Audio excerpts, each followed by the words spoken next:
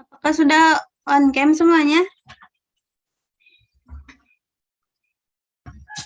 Yan, buka layar.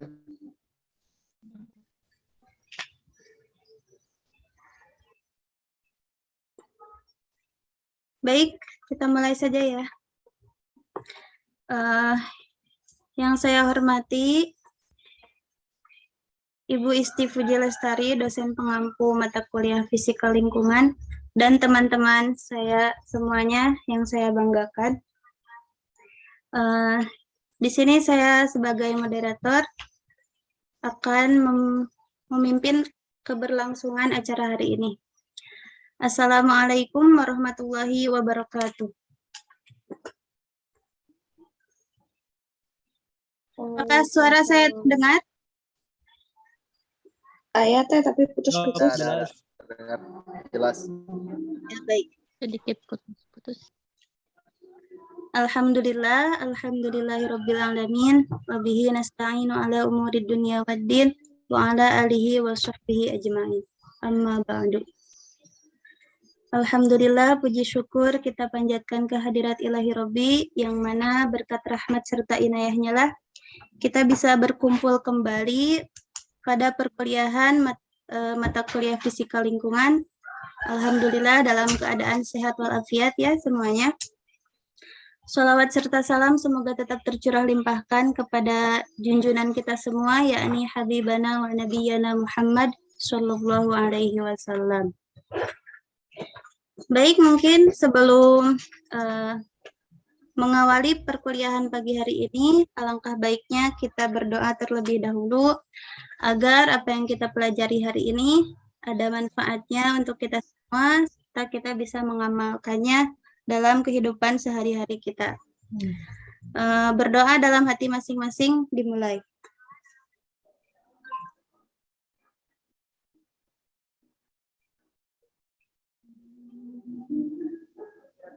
Berdoa selesai.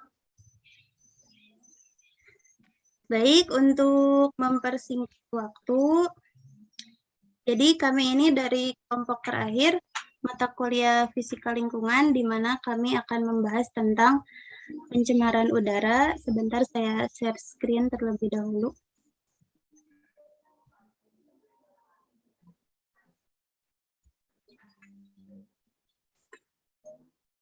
Apakah sudah muncul? Ada. Siap. Nah, di mana kelompok kami terdiri dari 3 orang, yaitu Khairul Fahmi, Rian Jailani, dan saya sendiri. Nah, untuk pemateri pertama, ini akan membahas tentang pengertian pencemaran udara dan yang lainnya. Waktu dan tempat saya persilahkan kepada saudara Rian Jailani.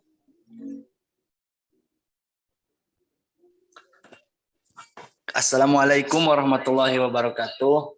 Waalaikumsalam warahmatullahi wabarakatuh. Pada kesempatan kali ini saya akan menjelaskan tentang pencemaran udara. Pengertian pencemaran udara.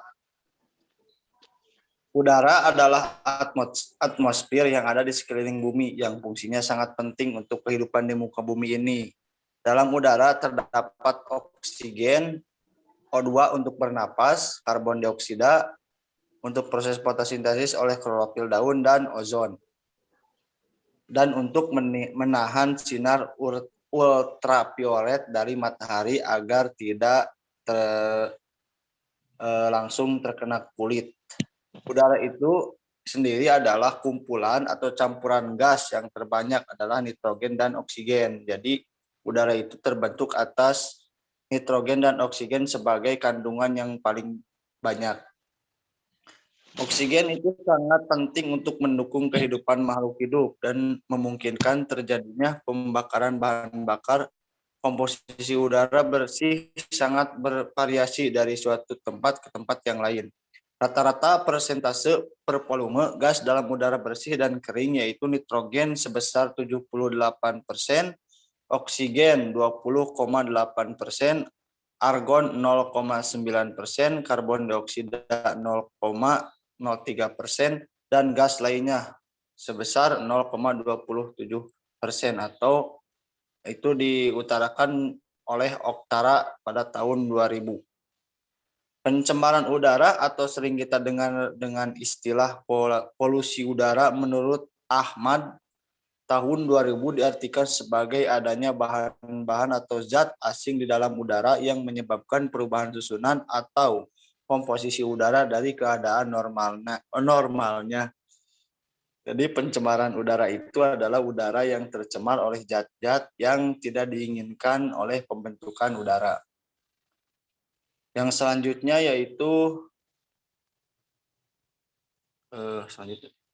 yaitu klasifikasi bahan pencemaran udara. Yang pertama ada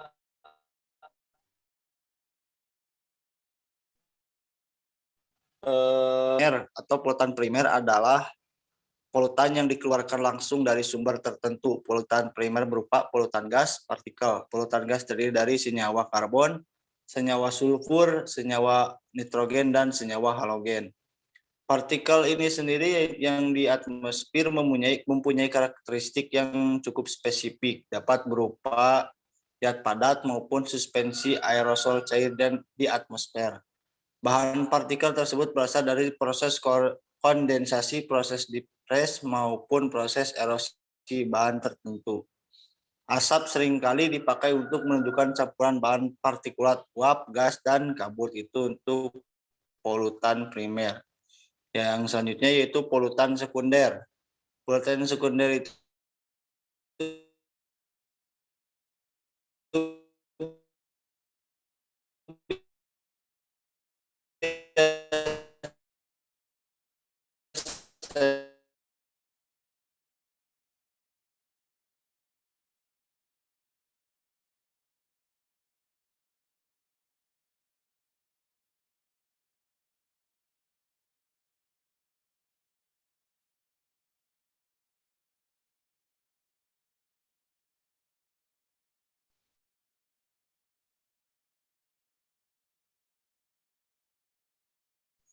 Mohon maaf ya, ini sinyalnya jelek.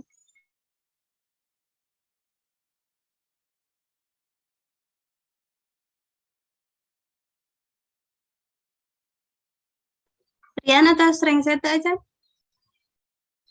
atau teh.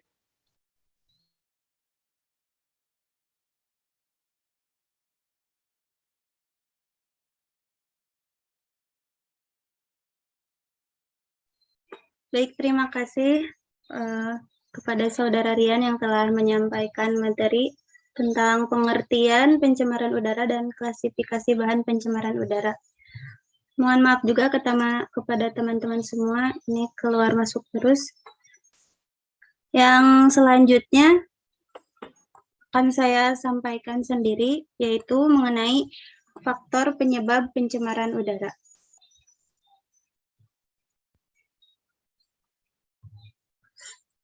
Nah, di mana faktor penyebab pencemaran udara ini terbagi menjadi beberapa, yaitu yang pertama ada faktor internal dan yang kedua ada faktor eksternal. Di mana faktor internal ini merupakan faktor alam sendiri, yaitu yang bersumber dari aktivitas alam. Di mana yang pertama abu yang dikeluarkan akibat letusan gunung berapi. Nah, ini merupakan faktor penyebab pencemaran udara. Yang kedua ada gas-gas vulkanik. Yang ketiga, debu yang berterbangan di udara akibat tiupan angin. Dan yang terakhir, bau yang tidak enak akibat proses pembusukan sampah organik. Atau dapat kita sebut juga sampah organik itu sampah yang bisa diuraikan seperti bekas makanan atau sayuran. Kemudian yang kedua itu dari faktor eksternal, di mana faktor eksternal itu sendiri yaitu dari manusia yang bersumber dari hasil aktivitas manusia. Di mana yang pertama hasil pembakaran bahan-bahan fosil atau biasa kita sebut sisa dari kendaraan bermotor. Yang kedua, bahan-bahan buangan dari kegiatan pabrik industri yang memakai zat kimia organik dan anorganik. Di mana tadi yaitu organik itu dapat terurai, sedangkan anorganik itu tidak bisa terurai.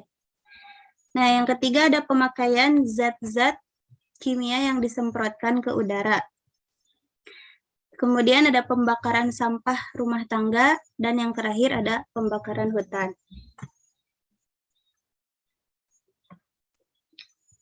Nah, selanjutnya di sini ada zat-zat pencemar udara. Apa saja zat-zat pencemar udara ini? Yang pertama ada yang disebut dengan karbon monoksida atau CO. Nah, karbon monoksida ini merupakan gas yang tidak berwarna, tidak berbau, dan bersifat racun, dihasilkan dari pembakaran tidak sempurna bahan bakar fosil, misalnya gas buangan kendaraan bermotor. Jadi, ciri-ciri karbon monoksida ini tidak berwarna, tidak berbau, tetapi beracun. Yang kedua ada nitrogen dioksida atau NO2, di mana nitrogen dioksida ini merupakan gas yang paling beracun, dihasilkan dari pembakaran batu bara di pabrik, pembangkit energi listrik, dan knalpot kendaraan bermotor. Yang ketiga ada sulfur dioksida atau SO2, di mana gas yang berbau tajam, tidak berwarna, dan tidak bersifat korosi. Nah, sulfur dioksida ini dihasilkan dari pembakaran bahan bakar yang mengandung sulfur, terutama batu bara. Batu bara ini biasanya digunakan sebagai bahan bakar pabrik dan pembangkit tenaga listrik. Yang keempat ada partikulat atau biasa disebut asap atau jelaga, di mana partikulat ini merupakan polutan udara yang paling jelas terlihat dan paling berbahaya. Dihasilkan dari cerobong pabrik berupa asap hitam tebal, di mana macam-macam partikelnya yaitu ada aerosol, fog atau kabut, dan smoke atau asap. Di mana aerosol itu merupakan partikel yang terhambur dan melayang di udara. Sedangkan fog merupakan aerosol yang berupa butiran-butiran air dan berada di udara. Dan yang terakhir, smoke ini merupakan aerosol yang berupa campuran antara butir padat dan cair dan melayang berhamburan di udara. Selanjutnya ada yang disebut dengan hidrokarbon atau HC, di mana hidrokarbon ini merupakan uap bensin yang tidak terbakar, dihasilkan dari pembakaran bahan bakar yang tidak sempurna. Yang keenam, ada klorofluorokarbon atau CFC, di mana klorofluorokarbon ini gas yang dapat menyebabkan menipisnya lapisan ozon yang ada di atmosfer bumi. Dihasilkan dari berbagai alat rumah tangga seperti kulkas, AC, alat pemadam kebakaran, pelarut, pestisida, alat penyemprot, aerosol pada parfum, dan hairspray. Nah, ini juga yang tadi dibahas dalam faktor eksternal ya, yaitu pemakaian zat-zat kimia yang disemprotkan ke udara. Yang kemudian ada timbal atau PB, di mana timbal ini merupakan logam berat yang digunakan manusia untuk meningkatkan pembakaran pada kendaraan bermotor. Hasil pembakaran tersebut menghasilkan timbal oksida yang berbentuk debu atau partikulat yang dapat terhirup oleh manusia. Kemudian yang terakhir ada karbon dioksida atau CO2. Di mana karbon dioksida ini gas yang dihasilkan dari pembakaran sempurna bahan bakar, kendaraan bermotor, dan pabrik, serta gas hasil kebakaran hutan. Nah, mungkin itu saja yang dapat saya sampaikan. Selanjutnya akan dilanjutkan oleh rekan saya, yaitu Khairul Fahmi. Waktu dan tempat saya persilahkan.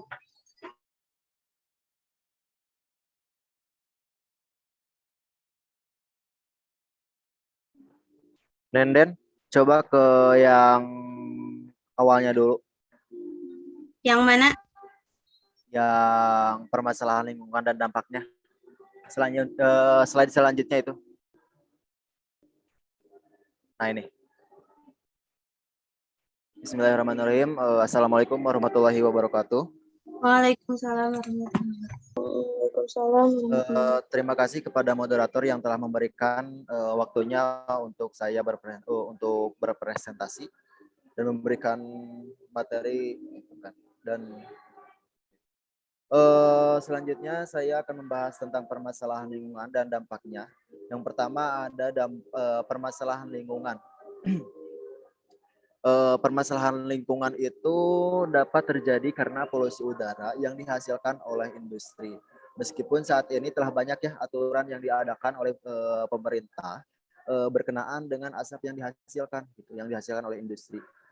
Namun hal ini juga terjadi tidak begitu saja gitu.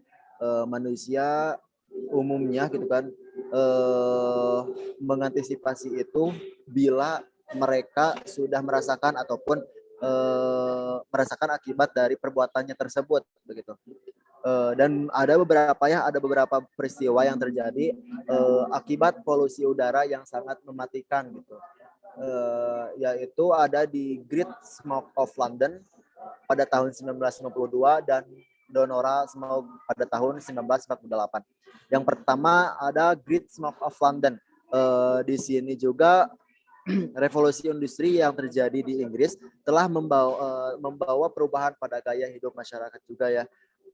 Penggunaan bahan bakar juga di sini di London ya untuk pada tahun 1500-an penggunaan bahan bakar berbasis batu bara menjadi sumber utama begitu bagi masyarakat. Semenjak penggunaan batu bara tersebut telah terjadi beberapa kali peristiwa kabut asap yang disebabkan pembakaran batu bara. Pada tahun 1952 bulan Desember ya yang merupakan musim dingin gitu di London. Dan itu juga meningkatkan pembakaran di skala rumah tangga dan industri-industri gitu. Dan itu juga lebih banyak asap yang dihasilkan dan pembakaran dari rumah dan industri tersebut. Dan di sini juga peristiwa yang lebih berbahaya dan mematikan daripada peristiwa itu pada tahun 1952. Nah, di sini juga pada tahun ini sebuah kabut ya cahaya telah berdiam di kota itu sejak pada tanggal 5 Desember tahun 1952. Asap dan uap dari pembakaran tetap bergerak dan membentuk asap padat gitu. Pada peristiwa ini ribuan ton jelaga hitam ataupun jelaga tuh kayak debu asap ya, debu-debu yang partikel kecil seperti ion-ion seperti itu. Polutan atau bahan dan pencemaran bahan ataupun benda yang menyebabkan pencemaran baik secara langsung ataupun tidak langsung itu disebut ataupun seperti sampah ya, seperti sampah. Dan SO2 ataupun disebut sulfur dioksida. Nah, di sini juga salah satu faktor yang menyebabkan peristiwa ini juga adalah cuaca yang sangat dingin gitu saat musim salju pada saat itu. Peristiwa mematikan yang terjadi disebabkan penyakit pneumonia, bronkitis, tuberkulosis, dan kerusakan jantung, asma, dan kematian karena keracunan yang berasal dari asap tersebut. Dikarenakan masyarakat kan ada musim dingin ya, jadi masyarakat mengambil kesimpulan untuk membakar bahan bakar gitu. Ketika asap menyebar ke seluruh London, ada 4.000 orang yang meninggal. Beberapa kita menyatakan total korban jiwa dari peristiwa mencapai 12.000 jiwa dalam permasalahan tersebut. Yang kedua ada Donora Smoke. Asap yang menyebabkan peristiwa ini pertama kali terlihat pada tanggal 27 Oktober pada tahun 1948 di Donora. Akibat dari peristiwa ini banyak kematian dan penyakit yang disebabkan asma dan penyakit pernapasan lainnya, yaitu ada beberapa 20 orang yang meninggal, sepertiga dari penduduk kota tersebut gitu. Donora Zingworth yang merupakan industri besi di Amerika Serikat membuat emisi yang menghasilkan HF ataupun elektrolit lemah ya, dan SO2 ataupun sulfur dioksida. Peristiwa ini disebabkan emisi tersebut terjebaknya karena terjadinya inversi temperatur, di mana asap menjadi bertemperatur lebih tinggi, udara terjebak di dalam bongkahan tersebut begitu, serta tercampurnya polutan-polutan ke dalam asap yang keluar dari pembakaran tersebut.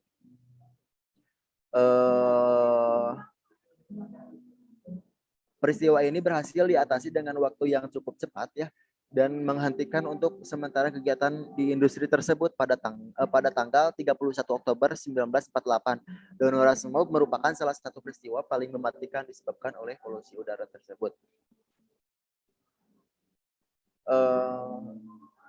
Pada tahun 1968, Clean Air ACT menyarankan rumah tangga untuk menggunakan bahan bakar pemanas yang lebih ramah gitu, seperti ada gas, minyak, dan listrik. Peristiwa Donor Smoke yang juga mengakibatkan kematian yang fatal gitu, seperti mendapat perhatian serius dari pemerintahan Amerika Serikat saat itu. Untuk mencegah, dan ini juga tim dari UNEP dan WHO pada tahun 1974 mencegah dan mengurangi dampak dari polusi udara yang terjadi dan semakin pesat di berbagai belahan dunia seperti itu.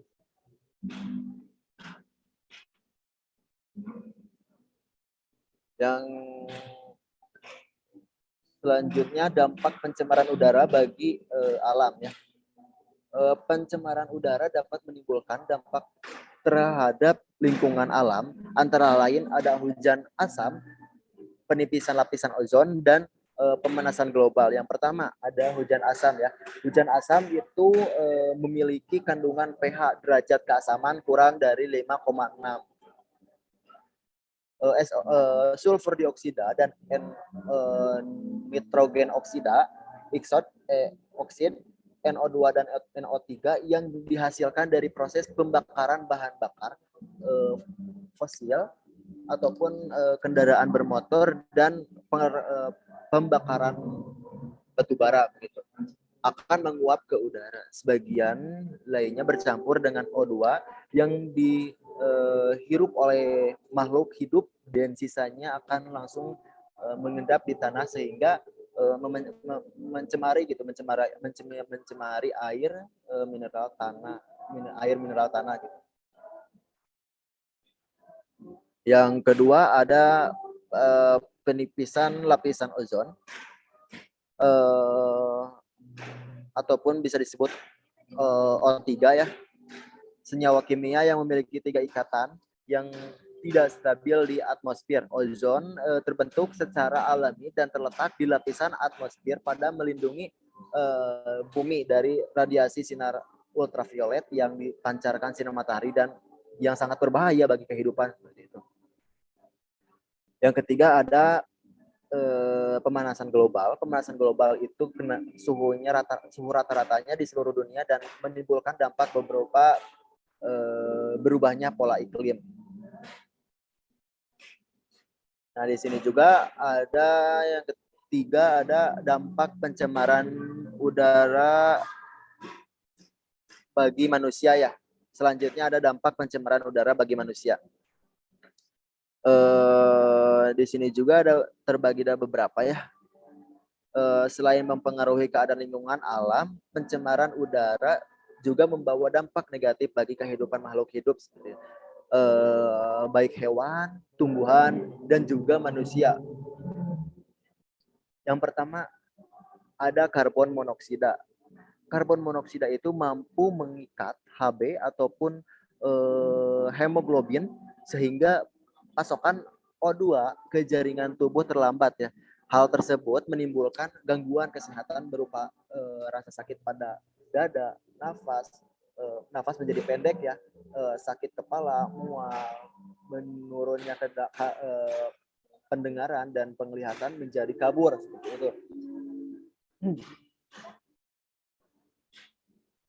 Dan yang kedua ada nitrogen dioksida ataupun SO2 ya, dapat menyebabkan timbulnya serangan asma. Yang ketiga hidrogen HC, hidrokarbon ataupun disebut HC, yaitu menyebabkan kerusakannya otak atau otot dan jantung. Yang keempat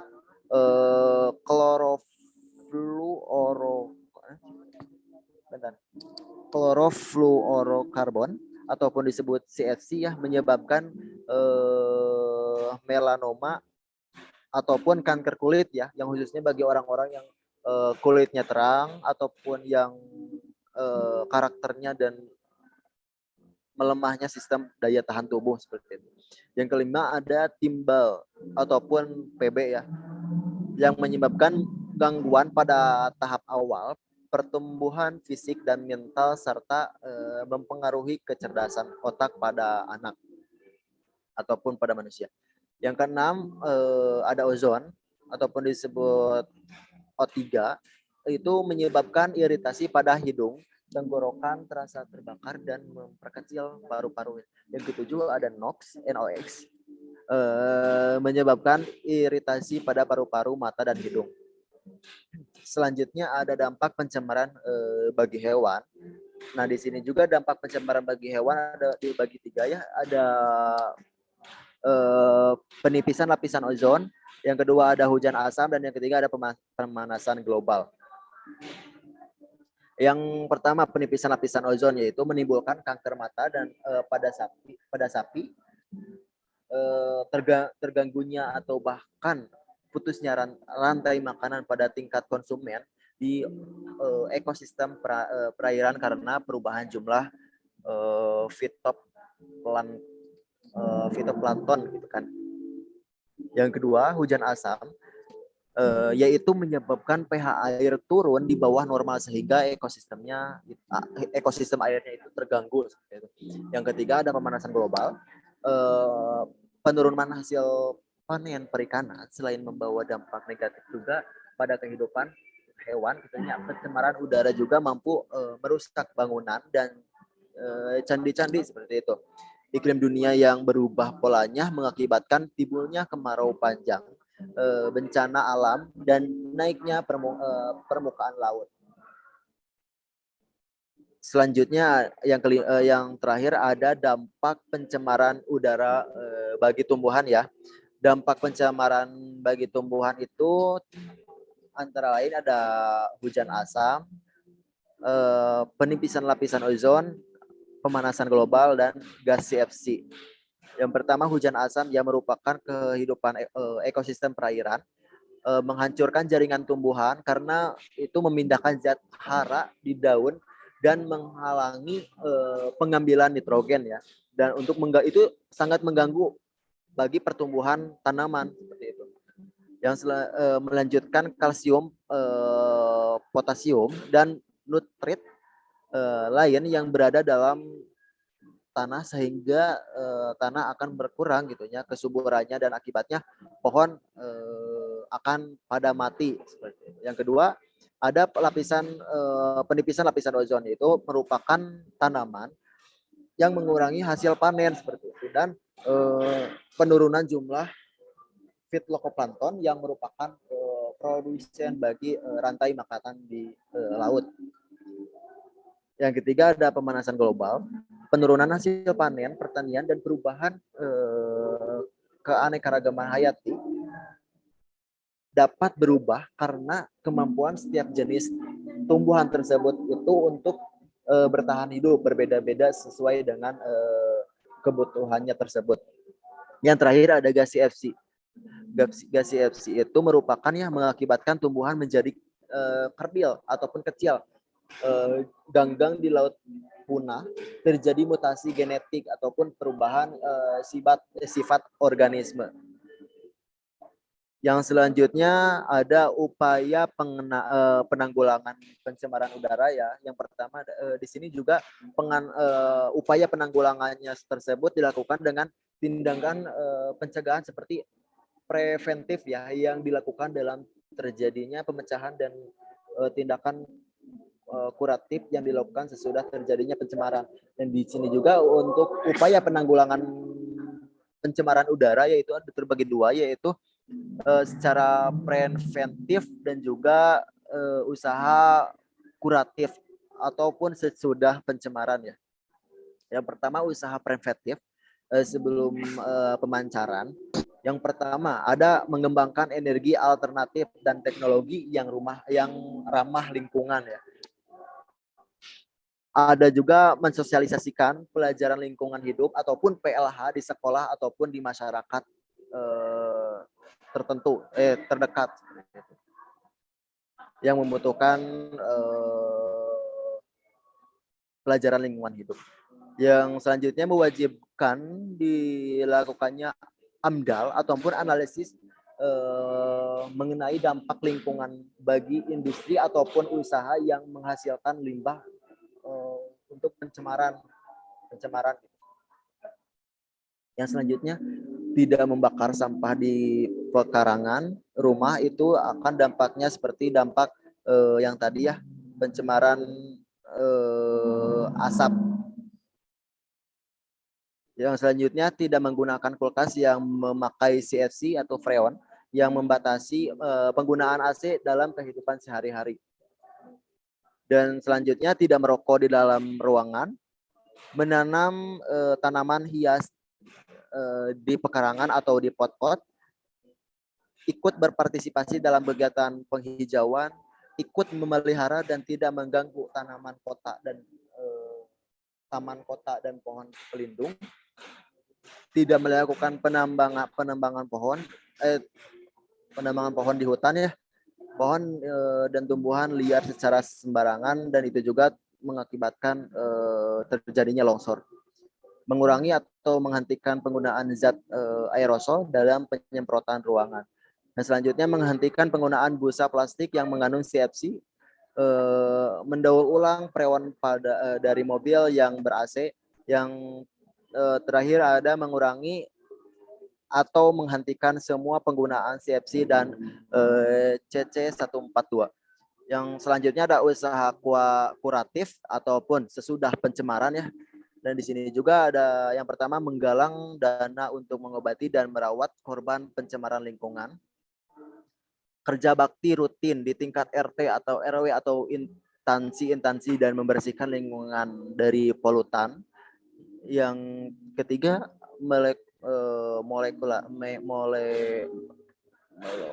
melokalisasi tempat pembuangan sampah akhir ataupun TPA ya, sebagai tempat pabrik daur ulang. Dan di situ juga bisa dibakar. Dibakar juga harus di yang jauh dari permukiman. Yang selanjutnya menggunakan penyaring pada cerobong-cerobong di kilang minyak ataupun pabrik yang menghasilkan asap atau jelaga yang menyebabkan pencemaran udara, itu tidak baik seperti itu. Yang selanjutnya mengidentifikasi dan menganalisis serta menemukan alat atau teknologi tepat guna yang berwawasan lingkungan setelah adanya musibah ataupun kejadian akibat pencemaran udara ya.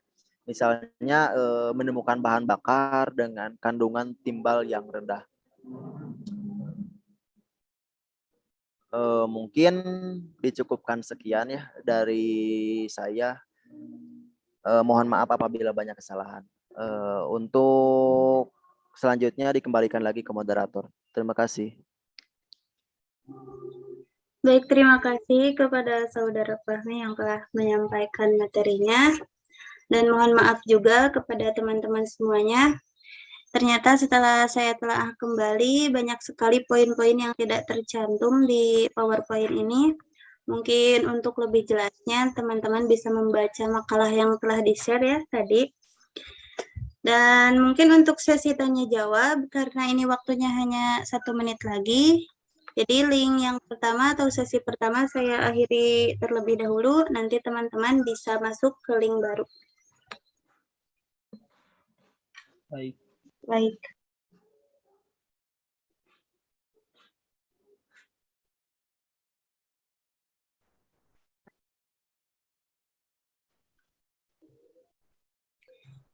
Baik, kita lanjutkan kembali untuk sekarang, yaitu sesi tanya-jawab.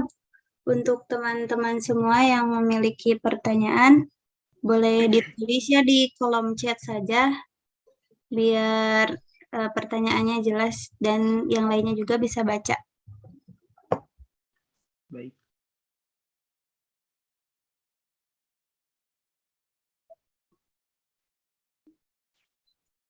Ya, mangga ditulis saja di kolom chat, nanti saya bacakan.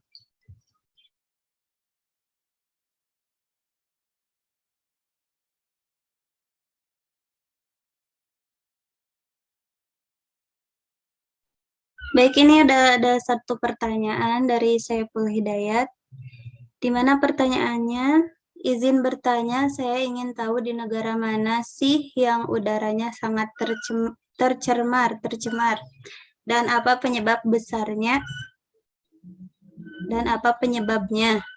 Kemudian, apakah suhu udara mempengaruhi akan tercemarnya udara, dan juga bagaimana aksi dan sikap Anda sebagai mahasiswa atau semua anggota presentasi akan tercemarnya udara ini. Terima kasih. Baik, izinkan kami diskusi terlebih dahulu. Atau mungkin ada yang mau menjawab, Fahmi, silahkan. Atau Gini saja ya Nenen, untuk pertanyaan dikumpulkan dulu ya, biar kita diskusi dulu gitu, biar kita diskusi dan sambil pertanyaannya itu biar ada lagi gitu, biar ya, cuma satu. Ya. Sok. Ya begitu aja. Sok Siap. mangga Terima kasih. sahadi. Tilu heulanya cekap. Ya, sok ya. Mangga 2 jalmi deui.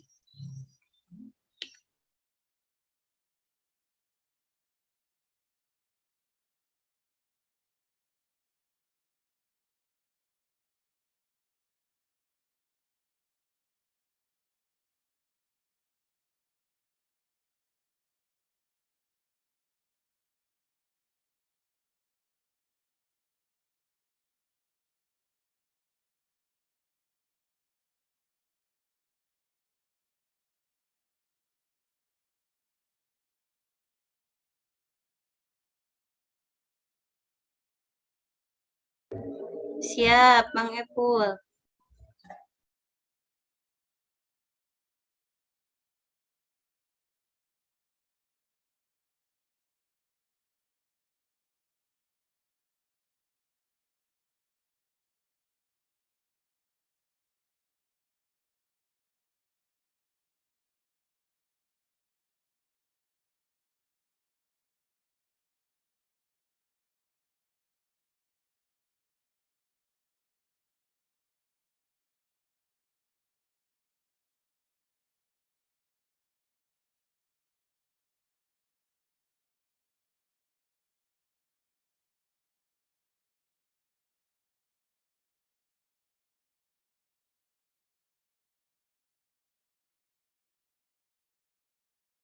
Mungkin tidak ada lagi teh.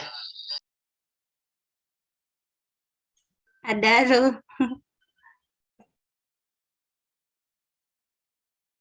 Ini Bapak Epul sudah kayak dosen ya? Dari Saudari Sania, izin bertanya bagaimana kita mengetahui bahwa udara tercemar mungkin ya maksudnya. Apakah bisa terlihat langsung dengan mata atau bagaimana? Terima kasih. Baik, terima kasih Sania. Silakan untuk satu pertanyaan lagi. Oke, atau biar gak memakan waktu yang banyak ya. Saya akan mau menjawab dulu gitu kan pertanyaan dari Saiful Hidayat. Bagaimana, Bu Moderator? Iya, silakan. Jangan lupa sama sumbernya katanya. Oke, baik, siap Bu Moderator. Oke, terima kasih. Tadi pertanyaan Apple ya, di negara mana saja yang udaranya sangat tercemar dan apa penyebabnya? Kemudian apakah suhu udara mempengaruhi akan tercemarnya udara, dan juga bagaimana aksi dan sikap Anda sebagai mahasiswa akan tercemarnya udara ini. Terima kasih. Oke, baik, terima kasih Saudara Apple. Di sini ada beberapa negara yang kualitas udaranya sangat buruk seperti itu. Bahkan pada tahun 2017 yang lalu negara-negara ini tercatat oleh Global Burden of Disease sebagai negara yang polusi udaranya menyebabkan kematian dan kecacatan. Yang pertama, ada negara Pakistan, yaitu 221 juta penduduk dengan peringkat kelima. Yang kedua, ada negara Nigeria yang penduduknya 206 juta penduduk, itu masuk ke peringkat 3. Yang ketiga, Ethiopia yang penduduknya ada 115 juta, itu masuknya ke peringkat 4. Yang keempat, negara Congon yang 90 juta penduduk, itu peringkat ke-7. Ada Tanzania, penduduknya 60 juta, itu peringkatnya ke-3. Ada Kenya, 54 juta penduduk, itu masuk peringkat 5. Dan Uganda 46 juta penduduk, peringkat ke-4. Algeria 44 juta penduduk, peringkat ke-8. Sudan 44 juta penduduk, peringkat ke-6. Irak 40 juta penduduk, peringkat ke-7. Afghanistan 39 juta penduduk, peringkat ke-2. Uzbekistan 33 juta penduduk, peringkatnya ke-8. Dan yang terakhir ada Angola ya, negara Angola, itu 33 juta penduduk, peringkat ke-4. Nah, di sini juga negara-negara tersebutnya dianggap sebagai negara terburuk dalam hal penanganan polusi udara luar ruangan yang menyebabkan 4,2 juta kematian setiap tahunnya, seperti itu. 90% kematian yang disebabkan oleh bahayanya polutan udara terjadi di negara berpendapatan rendah dan menengah, seperti itu.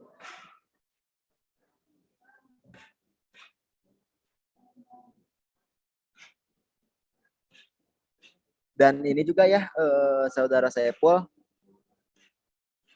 penyebabnya itu dikarenakan banyak cerobong-cerobong asap yang dari industri-industri seperti itu. Dan juga untuk suhu udara itu berpengaruh ya terhadap lingkungan. Dikarenakan apa? Karena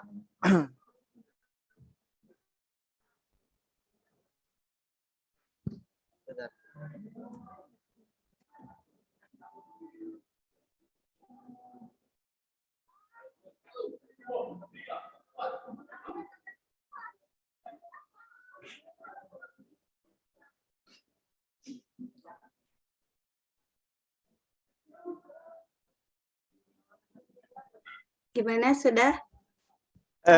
bentar, yang suhu udaranya silakan ini bisa menambahkan. Suhu udara. Ya. Izin menambahkan. Iya, silakan ya. Untuk suhu udara untuk negara yang tercemar itu dilansir dari artikel The Junaidi tahun 2018 bahwasanya suhu udara itu tidak bisa ditentukan karena sering berubah. Namun untuk rata-rata suhu udaranya itu di atas 24 derajat Celcius. Dikarenakan kebanyakan negara-negara yang paling tercemar itu berada di negara-negara yang cukup gersang dengan tingkat pohon ataupun Tingkat hutan, banyak ke hutan-hutan. Nah, hutannya itu sangat tipis gitu, jadi banyak tanah gersang. Nah, untuk seperti sikap ya sebagai mahasiswa untuk tercemarnya udara itu saya selalu mensosialisasikan untuk mengadakan reboisasi di setiap lingkungan. Karena apa? Karena semakin banyak pohon maka semakin udara itu semakin segar dan semakin bagus. Mungkin itu tambahannya. Terima kasih. Oh iya, tambahan ya, untuk kita juga bisa untuk mensosialisasikan, mereboisasi gitu kan, menanam pohon seperti di SD, SMP, seperti itu. Terima kasih. Baik, terima kasih atas jawabannya. Mungkin dari teman-teman yang lainnya ada yang ingin menambahkan? Atau mungkin saya akan menjawab terlebih dahulu pertanyaan dari saudari Sania, yaitu bagaimana kita mengetahui bahwa udara itu tercemar? Apakah bisa terlihat langsung dengan mata? Nah, kita kembali lagi ke pembahasan yang tadi, bahwa telah kita ketahui udara yang sehat itu tidak berwarna, tidak berbau, ataupun tidak beracun. Jadi udara yang masih segar itu terasanya ya segar aja, nggak ada baunya, warnanya juga nggak ada. Kita hanya bisa merasakannya oleh alat pernapasan kita. Itu dinamakan udara segar. Nah, jadi, apakah bisa terlihat langsung dengan mata ketika udara itu tercemar? Nah, jelas. Jadi, ciri-ciri udara tercemar itu diantaranya si udara tersebut berwarna atau dapat dilihat oleh kita, oleh mata kita. Nah, di sini ada dari Dinas Lingkungan Hidup Kota Semarang ditulis pada 19 November tahun 2020 bahwa ciri-ciri pencemaran udara itu atau udara yang tercemar itu yang pertama kadar karbon dioksidanya tinggi.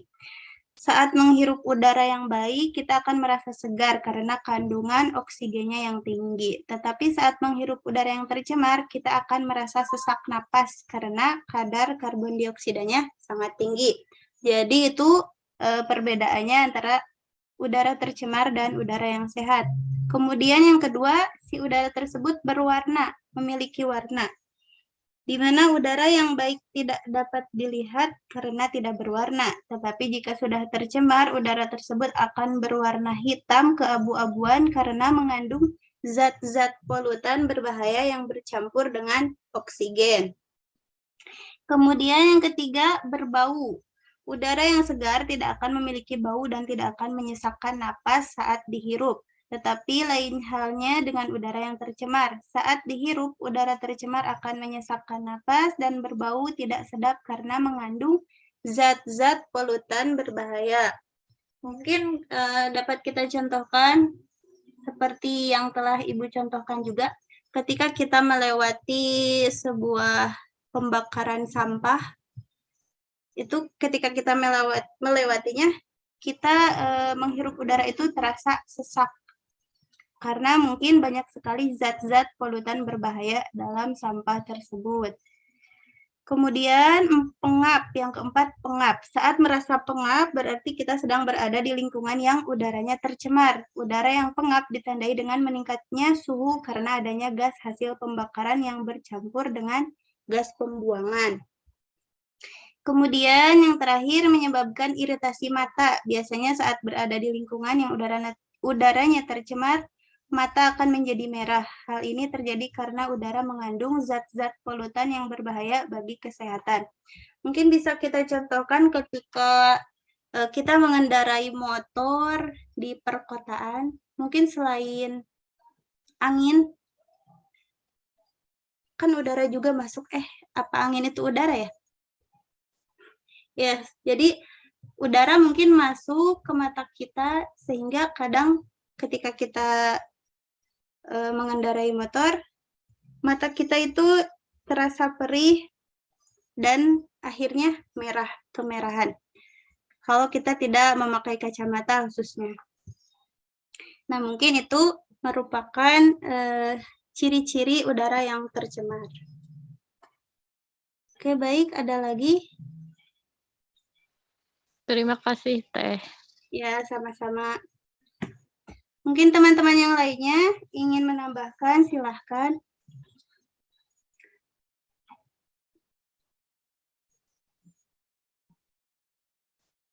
Atau ada yang ingin bertanya lagi? Kalau iya, tolong jawab iya. Kalau nggak ada, tolong jawab ya. Saya butuh kepastian. Ya, nggak ada. Ya, butuh kepastian. Jangan iya, nah tidak iya mah iya materina. Siapa ada? Siapa ada? Ada. Sing balik Gipar bisa digehel. Ada pertanyaan tambahan. Apakah Silakan. jelas? Satu pertanyaan lagi ya. Ya, pertanyaannya apakah di daerah Garut. Malas ngetiknya. Apakah daerah Garut termasuk ke dalam udara yang tercemar atau tidak? Kemudian jika di Indonesia mana yang udaranya sangat baik dan mana udaranya yang sangat buruk? Terima Baik, kasih. saya akan menjawab ya, Pol ya. Saya ingin menjawab Saya akan untuk menjawab pertanyaan di sini Saiful, orang. ya. Oh iya, silakan. Diam. Silakan. Untuk daerah Garut itu untuk udara yang tercemar itu untuk Garut Jangan lupa Utara itu beserta. sangat Jangan lupa beserta. Beserta. tercemar karena wilayahnya industri. Nah, untuk wilayah Garut Selatan itu udaranya masih segar karena masih banyak pepohonan dan hutan-hutan yang rimba gitu untuk wilayah Garut. Nah, untuk Indonesia itu sendiri untuk wilayah yang paling tercemar itu ya kalau tidak Jakarta ya pasti Tangerang atau Bekasi. Mungkin itu jawabannya, Pul. Ya. Apakah Anda menjawab beserta datanya? Bisa salah, ya. Tidak perlu pakai data, kan tadi sudah dijelaskan tentang ciri-ciri klasifikasi dan juga tentang pencemaran udara. Jadi saya sudah bisa menganalisis sendiri gitu. Anda kalau terus-terus bertanya, saya guling-guling nanti. Pacot kau ya. Saya ngajak apakah ini bentuk dendam dari Apple kepada Riyad? Jawab tidak. Jawab. Kami adalah Jakarta, Anda paling tercemar. Ya mungkin untuk pertanyaan seperti itu bisa di-googling saja ya. Mungkin tadi Rian menjawabnya hanya berdasarkan pengalaman dan saya akan menjawab yang berdasarkan. Saya akan menjawab berdasarkan dengan fakta dan sebagai kalau tidak menjawab Saiful Hidayat, saya akan menjawab ya. Tolong didengarkan ya, Saiful Hidayat. Didengarkan Saiful Hidayat. Sangat jelas didengarkan dan sangat jelas. Saya akan Oke, siap, terima kasih Saiful Hidayat. Saya akan menjelaskan ya dengan fakta dan datanya seperti itu. Kota yang polusinya sangat buruk ya di Indonesia, yaitu ada beberapa kota. Yang pertama ada Tangerang Selatan. Kota di Banten ini menempati peringkat 1, yang peringkat pertama dengan angka rata-rata 81,3 atau mikrogram per meter kubik. Yang kedua Bekasi. Sudah satu saja saya nyanyi yang Pontianak, Jakarta, Talawi, Surabaya, Ubud. Sudah ya, satu saja yang tercemar. Sudah kami cukup. Kan saya nanya yang tercemar berarti yang paling buruk. Kalau yang kedua berarti yang paling buruk. Ya, yang terbaik di mana? Ini saya akan memberikan linknya ya, link datanya seperti itu.